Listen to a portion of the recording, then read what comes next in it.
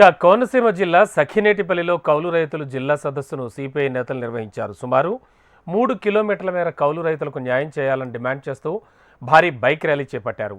సఖినేటిపల్లి దేవాదాయ ధర్మాదాయ శాఖ భూముల్లో శాశ్వత గృహాలు నిర్మించుకున్న నివాసితులను ఖాళీ చేయించే ప్రయత్నం విరమించుకోవాలని ప్రభుత్వానికి విజ్ఞప్తి చేశారు. దాదాపు 1248 ఎకరాల్లో నివసిస్తున్న కౌలు రైతులకు తక్షణమే పొజిషన్ సర్టిఫికెట్స్ ఇవ్వాలని కోరారు. బ్యాంకు రుణాలు అందించే విధంగా ప్రభుత్వం చర్యలు తీసుకోవాలని తెలిపారు. 4 ప్రధానమైన దేవాలయాలు, ముఖ్యంగా లక్ష్మీ నరసింహస్వామి వారి దేవస్థానము, రాఘవేంద్ర స్వామి వారి దేవస్థానము, నీలకంఠేశ్వర స్వామి దేవస్థానము, ఆంజనేయ స్వామి దేవస్థానం, దాదాపు 1268 ఎకరాల భూములు.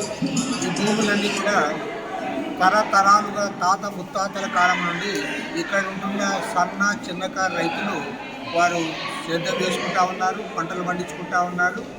పంటలు పండించుకోవడమే కాకుండా ప్రభుత్వ నిబంధనల ప్రకారము అధికారులకు వారు ఎప్పటికప్పుడు దేవస్థానం వారికి కౌలు చెల్లిస్తూ ఉన్నారు.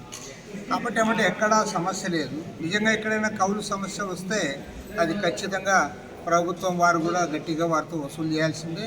దానికి ఎవరైనా సపోర్ట్ చేస్తారు.